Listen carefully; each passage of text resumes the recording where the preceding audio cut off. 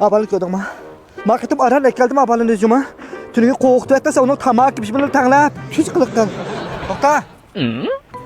Nim bu? Behzat. Nimiş kılsa ya bunu sapayı kılam sen mi tarakştı? Tamam ne? Tepeden nimiş kılgalık ne? İşik nokta.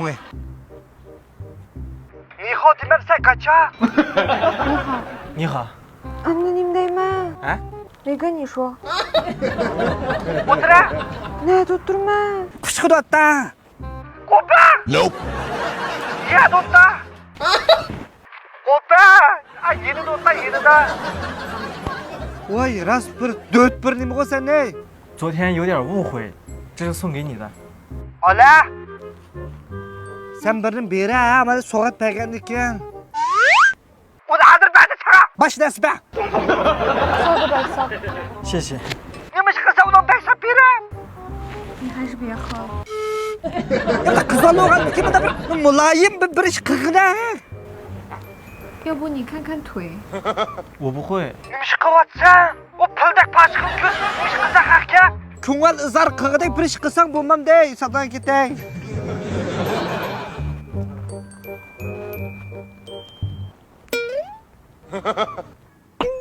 Bayna bir döt ballırdım öte döt nimi sen ne?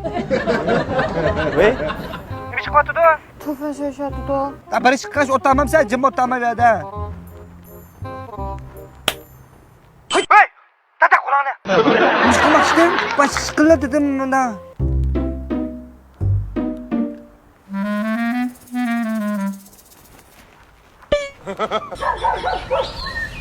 你在干嘛？屁股夹住了，我怕你难受，帮你拉出来。谢谢，要不帮你塞回去？不用了。喂，我一会儿再给你打。你觉得我怎么样？还可以。那我们击个掌吧。耶！要不我活跃下气氛，给你跳支舞吧。